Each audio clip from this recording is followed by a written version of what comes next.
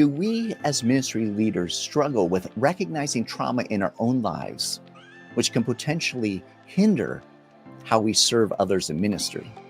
In this episode, I'm joined by Evan Owens. Evan and his wife Jenny are the founders of REBOOT Recovery, which combines clinical insights and Christian faith-based support for those who are recovering from trauma.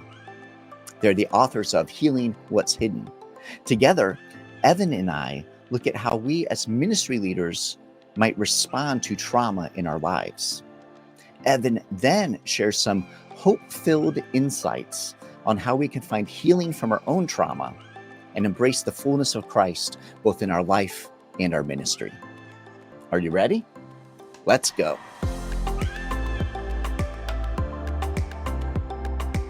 Hey friends, and welcome to another episode of FrontStage BackStage. I'm your host, Jason Daye. Every single week, I have the privilege of sitting down with a trusted ministry leader and diving into a conversation, all in an effort to help you and pastors and ministry leaders just like you embrace a healthy, sustainable rhythm for both your life and ministry. We are proud to be a part of the Pastor Serve Network. And each week, not only do we dive into a conversation like this, but we also create an entire toolkit for you and for the team at your local church to use to dig more deeply into the conversation. And there you'll find lots of different resources, including a ministry leader's growth guide. And we encourage you to use that for your own personal growth and also for the development of your ministry leaders in your church. And you can find that at pastorserve.org/network. Now, at Pastor Serve, we love walking alongside of pastors and ministry leaders, and our team of trusted coaches are offering a complimentary coaching session for pastors and ministry leaders, and you can find more details about that at pastorserve.org/free session. So be sure to check that out as well. Now, if you're joining us on YouTube, please give us a thumbs up and take a moment to drop your name and the name of your church in the comments below. We love getting to know our audience better, and we'll be praying for you and your ministry. And whether you're joining us on YouTube or your favorite podcast platform, please be sure to subscribe, to follow, so that you do not miss out on any of these great conversations. I'm excited for today's conversation. At this time, I'd like to welcome Evan Owens to FrontStage BackStage. Evan, welcome to the show.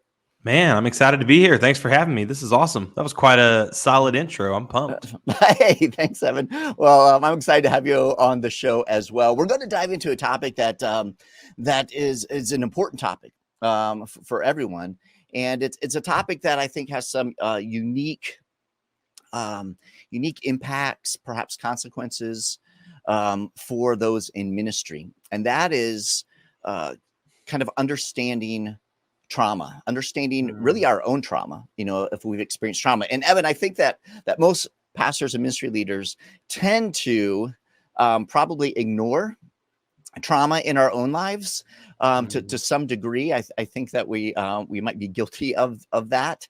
And that's something that, I hope we get to dig into, Evan, as we talk. But to kind of kick things off, I would love, Evan, for you to share kind of a definition of trauma, so we're all understanding what is it that we're really talking about when we talk about trauma.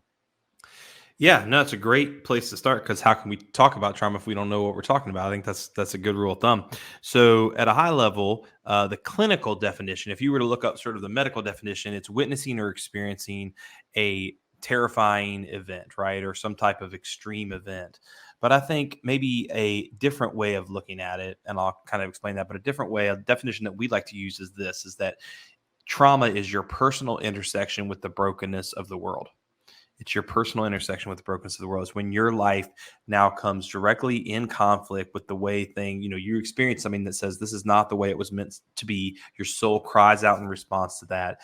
Out of that becomes wounds that are mental, physical, and spiritual in nature. And so that's sort of our definition of trauma that we like to work with.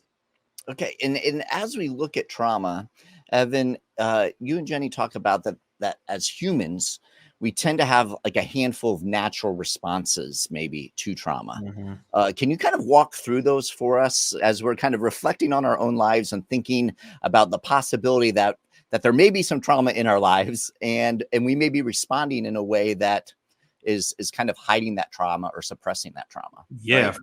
for sure. Yeah. So we actually have had we run a nonprofit called REBOOT Recovery, and we've had now almost 20 something thousand people go through our courses, which is amazing. 22,000, I think. But what is really neat is we looked at all the data, and we actually did what they call qualitative interviewing, right? And so we from those data sets began to really see patterns emerge of a handful of default responses that actually most of us as human beings, when faced with crisis, when faced with trauma, most of us will sort of, this is the direction that the current is going, so we will go this direction.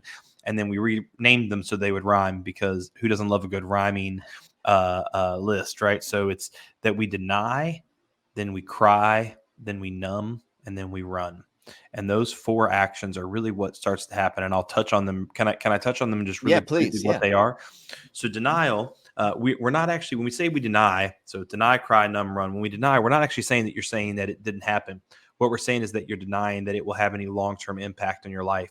It's, denial happens when our new version of the future changes without our permission, and when it's incongruent with the way that we saw our lives playing out.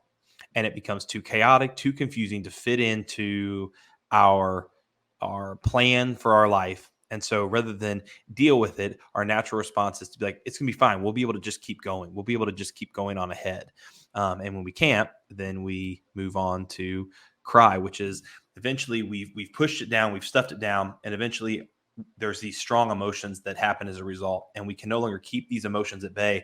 And so we start having these, like what I call bubbling moments over, pot bubbling over moments of emotions, where emotions are spilling out now in unhealthy ways. We're becoming angry when normally we wouldn't have. We're depressed when we shouldn't be. This is usually when clinical sort of psychological terms like anxiety and depression start to become diagnoses for us, right? It's because we're starting to have these emotional responses to stimulus in our life. And so the human response to any strong emotions is not necessarily to engage them. It's to feel like, to feel any of it would be to feel all of it. And that feels overwhelming. So let's just go to step 3, which is let's try to find a way to numb it. Some of us become workaholics. Some of us become ministry holics. Some of us become drug addicts or alcoholics. Some of us become porn addicts. Some of us become sexaholics. Some of us becomes, it's about wealth and power. I mean, right. Whatever it is that we use to numb and to fill those voids, we turn to those painkillers to try and keep that emotional unrest at bay. And so then when we can no longer deny, we can no longer manage the emotions through crying, we can no longer numb, then we're forced to go to stronger or new numbing agents. And that's when we run. We run from one thing to another, from one ministry focus to another, from one job to another, from one trip to another, from one story, whatever it is, to another. And a lot of us, not just in ministry, but a lot of us, I think, as human beings, we're really good at running. Some of us are like marathon runners. We can run for long times, and others of us are short sprinters. We just sprint from different thing to different thing. So yeah, those are the 4 default responses. And I'll just share, though, there was a 5th response that actually was what we call the trajectory point or the turning point, the inflection point, that when people would actually, the fastest way to begin defeating those was actually to lead with humility. And so when people reached out and said, I need help and there's something wrong, all of a sudden those 4 default responses basically had no power anymore. And so that was the turning point for people, was when they let down their guard, and only through that could they fight back. Wow, that's fascinating, actually, because that's not easy oftentimes, to let down your guard, especially when, depending on what the trauma is, but regardless, there's this vulnerability that, that it requires. And especially in ministry, where oftentimes we feel, although we love the idea of authenticity and being in community, when you have a ministry role, oftentimes you do feel guarded, because Totally. you're afraid for people to get to know the real you, in the baggage that you're carrying, or the trauma, and the different things. And so so that idea of vulnerability and humility as being kind of the key to helping us into this healing process, that probably has a huge impact. I'd love to hear, Evan, your thoughts on, as ministry leaders and as pastors, those involved in ministry, do you find that it can be more challenging for those who are serving in ministry to kind of deal with their trauma, even to recognize it and to say, okay, there is something traumatic that has happened in the past, just by nature of, being kind of in the ministry world and everything that comes along with that. Yeah, I guess I feel like I don't know that it's more challenging for ministry people to deal with their trauma. I think maybe what's a better way to maybe describe that would be that it is more challenging to believe that it should affect us the same as it affects everyone else, right? Because we Mm, should know better. mm, We should know that God is good, so we shouldn't have doubt. We should know that that heaven exists, so we shouldn't find grief so hard. We should know that God is a friend, that He is the friend, so we shouldn't feel the sting of betrayal by church members, or the betrayal by boards, or the betrayal by institutions the same, right? And so I think that when we preach our way out of pain in our own lives, sometimes I think that's helpful. Sometimes I think that's a bit of a numbing agent, right? That I'll just tell myself, if I tell myself something often enough, maybe even I'll start to buy it. And I think that's, it's one of the same reasons I think clinicians have such a hard time dealing with stuff sometimes, is because sometimes knowledge is not power. Sometimes knowledge is just chaos, in that moment. And so, yeah, that might be how I'd answer that. It's a good yeah, question, though. that's great, Evan. I love the way that you shared there. I think it's very insightful. As we're serving in ministry, and we think about this idea of trauma, oftentimes our minds go to, a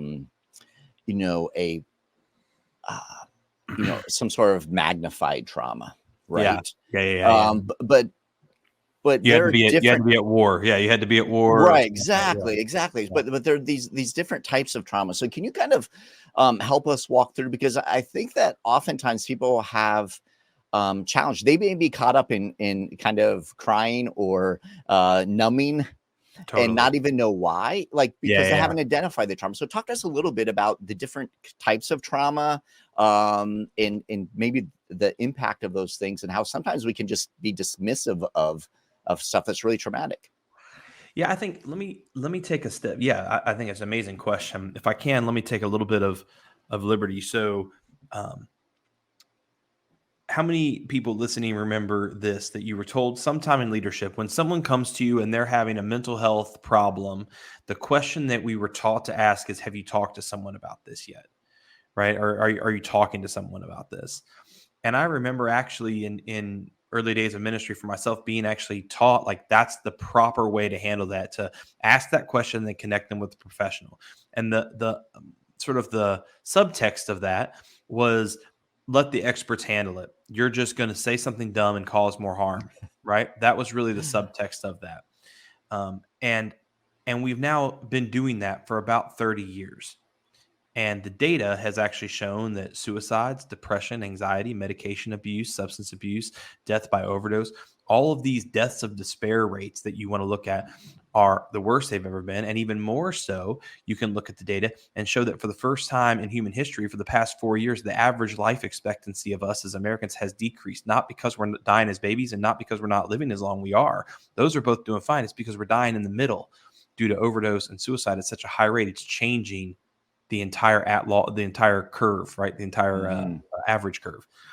And so the first thing I would like to just, if people only take one thing from this, is that you as a spiritual person, I don't care if you're a pastor or not, you as a person, as a follower of Christ, have a voice when it comes to this issue of trauma. You have a voice, and God has given you something that you can share with people that will be beneficial to them with very minimal help. And I'll give you some tools today to help you do that. So that's the first thing.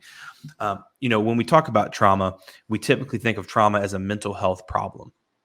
That's why there's a $180 billion industry focused on mental health and trauma now. But if you go back in history, it really wasn't seen that way. Trauma was actually viewed as a multidimensional wound. It was actually viewed just as much as a spiritual issue as it was a mental health issue.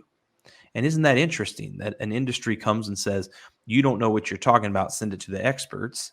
And I'm not anti-mental health practitioners. I'm saying we need to come alongside and complement one another, that it's both and.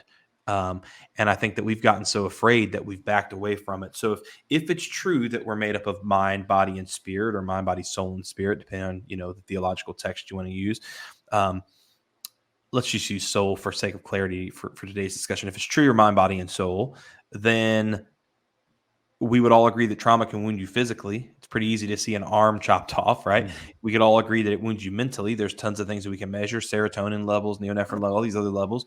And then the last one is, can it wound you spiritually? Can it wound your soul? And if so, what would the symptoms of a wounded soul, and how would we go about healing that soul? And right there is where we have something to say. And if I've been doing trauma work now for almost 13, 14 years, and I can 100% say that trauma wounds us in all three ways. And so that wound results in symptoms, but it's really 5 wounds. It's a wound of, and I'll shut up after this, but it's a wound of 5 parts to our soul. So it wounds us in loss, right? So we feel loss. It wounds us in that we feel betrayed. It wounds us in that we feel guilt, shame, and regret. It wounds us in that we feel unforgiveness. And it wounds us in that we feel neglect and rejection. And so when we feel those 5 wounds, and we can actually go to the Garden of Eden and see where they went from feeling belonging, purpose, safe. They felt these words, and all of a sudden sin entered the world. And for the first time ever, their lives intersected with the brokenness of the world. First trauma occurred, and suddenly, instead of belonging, purpose, and safety, they felt loss. They felt lack of purpose. They felt shame. Do you see that? Do you see how it's that? Right. And we've been playing that same story ever since. And so that's really, when we talk about trauma, it's not just a clinical issue. It's also a spiritual issue. Yeah. That's fascinating. It's interesting, Evan, as you're talking there. That kind of makes sense. And I think our world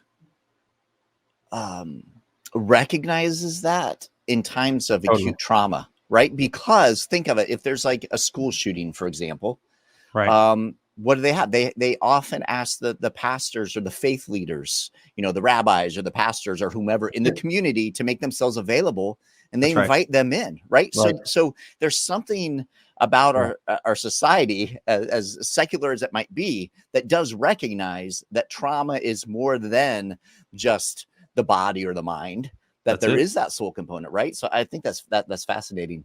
Yeah, trauma will always catalyze a conversation about faith. 100% of the time. Right. Exactly.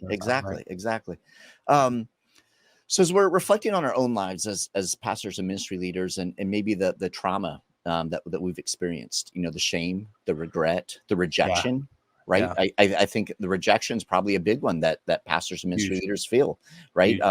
Because we pour our lives into our, this flock of people that God has entrusted us with.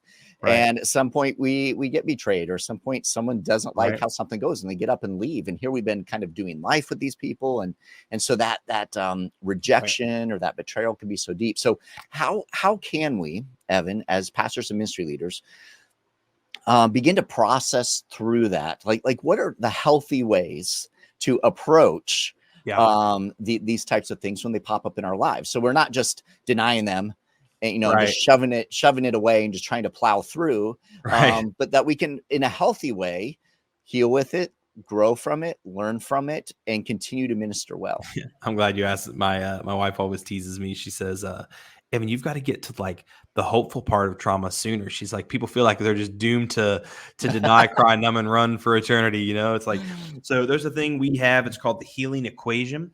And the healing equation sounds like this. It's a math equation. So it's safety plus stability plus support over time equals healing. Safety plus stability plus support. So those, over time. So time is the X factor that none of us control, right? None of us can know how long or short of a time it's going to take us to heal. So that's the one that we'll just set that aside for a minute. We can do a whole discussion on patience when it comes to healing. But we're not going to today. Instead, I want to talk about safety, stability, and support really quickly. So safety, when a wound happens, like betrayal, for example, we don't feel safe. That's actually the first feeling. Now we could say we feel angry, we feel hurt, but really what makes us feel that way is that we thought we were safe and we aren't. I thought you were a safe person. You're somebody I trusted. You're somebody I thought would be there. You're somebody this, right? Whatever it is. And all of a sudden we don't feel safe. Or I go to the pastor's conference and I'm not at the cool kids table. And I'm out working all these jokers and their preacher sneakers, and I'm not getting my big break. Why? Why is my church struggling? Well, it's because I didn't, you know what I mean? And this bitterness can grow, all these things. I mean, I'm just getting real, right? These are real things. And so out of this, the first thing that we have to do if we're going to start healing is find safety. And safety is found in God, certainly. I think pastors get that one, but safety is found in other people who are safe people. Safe people are people that ask you how you're doing. They stick around for the answer. Safe people are people that lead with grace, not advice. They don't come in saying, here's how you should fix your problem. They come in and say, tell me about what's going on. And they just listen. And that's it. And again, this is why all of us have a role to play in this. Is our world is so desperate for safe people that the vast majority of middle-class Americans now have a counselor they pay just to listen to them. How did we get so busy as a Christian culture that we can't slow down enough to bear one another's burdens? That now it's Jesus plus therapy is our way of saying, hey, I'm busy. Go talk to somebody who cares. How do we get there? And how do we slow down enough to be a safe person? How do we become a person that says, you know what, whatever you say here is going to stay here. I'm not going to, and so it starts by finding a few safe people. Because once you find that, man, that's like 80% of the battle, Number two is stability. One of the biggest things, like we're working right now a lot in Lahaina in Hawaii, in Maui. And when the fires first happened, everybody rushed in with tons of resources. But those resources were actually devised primarily to establish safety. And then Christians came in wanting to offer all these stability making resources, right? Let me help you with your faith. Let me help you with, but think about it this way, in the middle of an earthquake, you're not worried about where the furniture is going to go or how the paint in the walls is going to look. You're just worried about one thing, finding safety, right? And so you can't move on to stability until safety is built. And I think that's what happens with a lot of us in ministry. We're so smart that we try to skip the safety step. We don't actually feel safe. We don't actually have a safe group of people yet. Truly, we don't. And then we try to just jump straight into stability, which is I'm going to get back into my routines. I'm going to start reading some books on the subject. I'm going to start growing. I'm going to start rearranging the furniture of my life to make it look really good, right? Because I gotta get ready for Sunday. The next one's coming. The next one's coming, right? And so that's stability. And so stability it's about routine, but it can only exist through safety, if that makes sense. And I could go off on stability and then last time support, which is basically where now we've established safety and stability, and now we can actually only reach our last level of healing by using our story and our experiences to now help other people. And that's actually how we continue growing. And I think that's another thing is vulnerability is something that is hard for a lot of people in ministry because you don't really know who's safe and who's not. And so we become less and less vulnerable, which means we become less support driven. That really it's about referring and resourcing people than it is truly supporting people. And there's a difference. And it becomes really, really, really difficult. Not to mention you have compassion fatigue and burnout on top of that sort of comes in as another layer of trauma that we could get into. And again, I know this is a lot, but these are complex questions you're asking, right? I mean, this is heavy stuff, and I'm speaking to people who are leaders. So yeah, I would say start with safety. You do that, everything else will start to fall in place. Yeah, no, that's helpful, Evan. As we're looking at these different types of trauma, what happens to us, Evan, if we tend to ignore the trauma? Like if we say, I'm just not going to deal with that. I'm just going to put my head down and move forward. I'm especially thinking, in kind of the ministry setting, because, I think that's probably happens. All the time. Right. So it's one of those things where, okay, I'm just going to set that aside and I'm just going to focus. But what happens when we do that? Well, I mean, let's make it a little less personal, right? You're on the battlefield. I work with a lot of combat veterans. Mm-hmm. You're on the battlefield and something traumatic happens. Your buddy is shot next to you. You don't get to stop and say, well, let's wait until I feel safe. And then let me process that. Let me get stability and let me process this grief and this trauma. And then I'll get back to fighting. Right. You just go right on with the mission. Right. And the same is true a lot of times in ministry to a less extreme level where you have to stand up the next Sunday and put on the show. Right. And I think there's fundamentally a challenge there as well. I think that we've turned it into this performance-based preaching model that I think in and of itself is dangerous and risky. That it's just this is what it is, right? It's the world we exist in today. But all that being said is I think that if you don't deal with the trauma will always deal with you. It always will. It'll come out in the form of illness. It'll come out in the form of symptoms. It'll come out in the form of broken relationships, emotional regulation issues, loss of faith altogether, massive burnout. You'll quit, right? Because the thing about it is, a lot of times people will manifest a symptom that they think is the problem when really it's just the manifestation of a deeper root issue. So they'll feel anger when really what they're experiencing is they never grieved the loss of something. They'll manifest the symptom of depression when really they've never dealt with a grief or with a guilt, a shame, or a regret in their life. They'll manifest. You see what I'm getting at? Mm-hmm. And so then they'll go to mental health. Mental health will take care of the top of the surface issue. If they have enough money, they can maybe start getting down into the root issue, because it takes a long time with all these appointments, right? And so I would argue that it will always metastasize and spread. And trauma has a way of dictating and limiting your potential. It will start telling you what you will and won't do, and pretty soon you'll miss out on the greatest gift God has given us, which is life. And what a shame that would be. Yeah. No, that's helpful. Evan, ministry, we often talk, we help people process through pain and suffering. There are these biblical principles around it, and so the biggest questions about life and faith center on, if there's a good God, then why is there pain and suffering in our world? We all know this. And as pastors and ministry leaders, we kind of live in that world. Yeah. How does our understanding of kind of biblical concepts around pain and suffering help us process through trauma, either for ourselves or helping others, navigate that as well? Yeah, man, I think that is such a huge fundamental benefit, right? Is that we have a playbook on how to grieve well and what healthy grief looks like. We have a playbook on how to process unforgiveness of ourselves and others, right? And that's seen in the character of Jesus. And that's most of our ministry, is working with non-believers, non-Christian people, showing them, hey, here's the ideal mental health model found in the character of Christ of how we can process things. And even he was safe with a group of people, and then he got betrayed. He dealt with each of these soul wounds that I've described, he felt, right? A man of such sorrows. And I think that's the beautiful part of that. So I think first off, there's comfort in just knowing that he is Emmanuel, right? That he is God with us. But I also think that, at least for me, maybe this is just for me.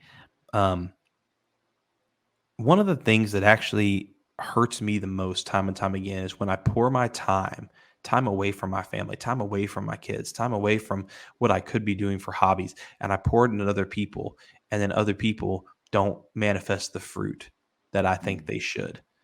That is one of the hardest parts of ministry, I believe, because time is such a precious commodity, and people will take it without any thought. They'll just be like, thank you very much. Can I have another hour? How about another? Right? I mean, right? And so it helps me to, when I get into these zones, one, to look at how Jesus managed boundaries. How did he manage forgiveness, right? How did he, so for example, we teach that forgiveness without boundaries goes by another name, which is called enablement, right? So when I'm working with people, if they always are showing up late to my one-on-ones, if they're not doing their weekly homework assignments in between the meetings that I give them, I will literally say at the beginning of the meeting, I'm sorry, we're going to have to end this meeting early because I came prepared and you didn't. And that's me setting a healthy boundary that I'm not going to work harder for your wellness than you are. I'm not going to become a full-time gardener of your life, right? I'm going to invest in the soil. I'm going to help you dig that hole to plant that tree and get those roots going. I'll help you water it. I'll help you do all that stuff, but I'm not going to do it more than you do it because I can't. And I think for me, seeing that modeled throughout scripture and making it okay for me to say that, it's changed everything for me. Yeah, that's huge. Actually, that's golden right there, Evan. Evan, as we consider the trauma in our own lives, as we consider our role in ministry and in serving I know that there are resources that you have. I know that you and Jenny wrote "Healing What's Hidden," and Yeah. really, it's a helpful book that really helps in Thank people you. processing through their trauma and those types of things. And then you have Reboot Recovery, Right. which helps people. What are some tools, if as a pastor or ministry leader, if I'm looking for some tools and some resources? What are some that you would recommend?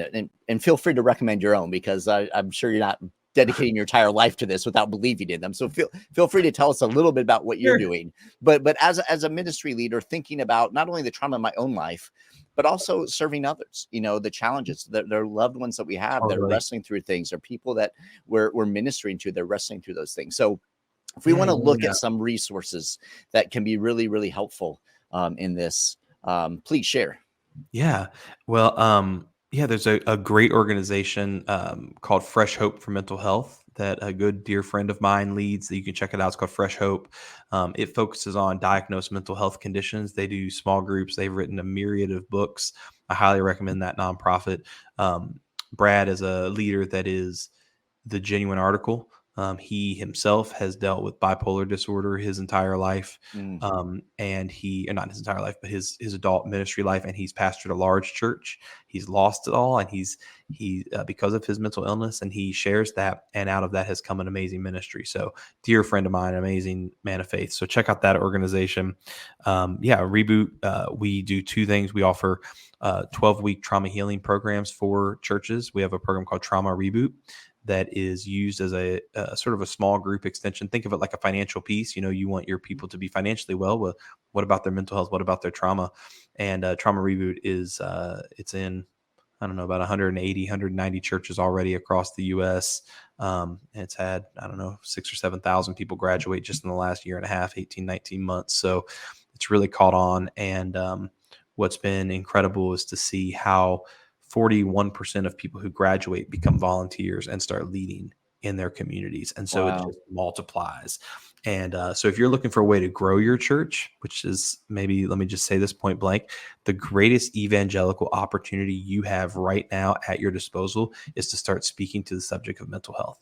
Mm, I'm telling you, people will flock to you because you'll be one of the few places who's not, you're going to talk about the things that we don't talk about.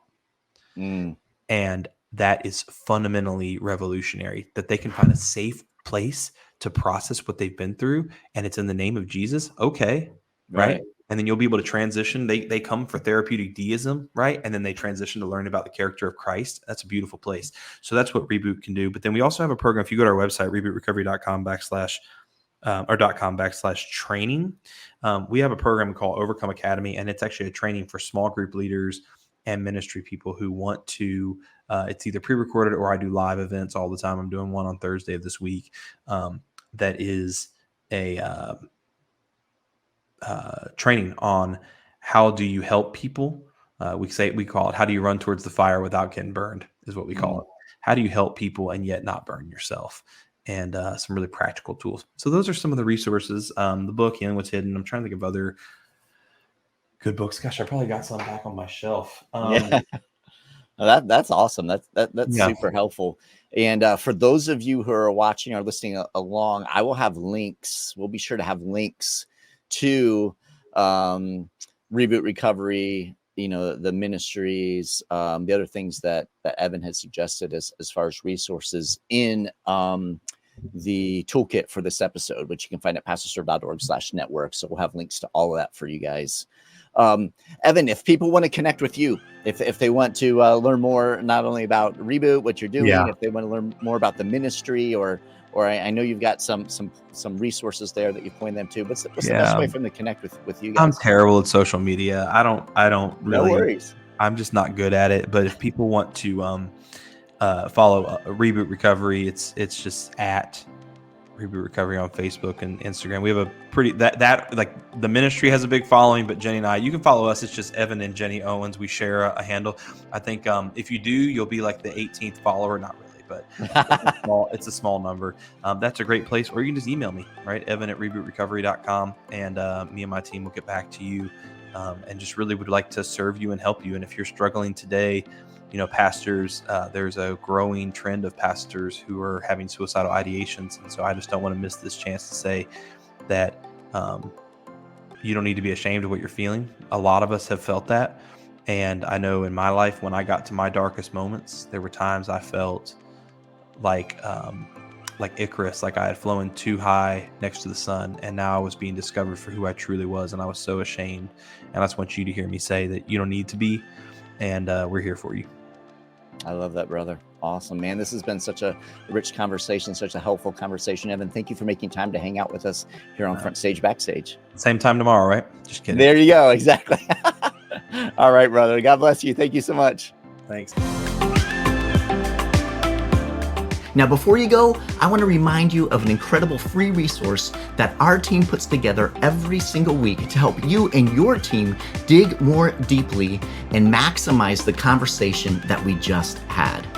This is the weekly toolkit that we provide, and we understand that it's one thing to listen or watch an episode, but it's something entirely different to actually take what you've heard, what you've watched, what you've seen, and apply it to your life and to your ministry.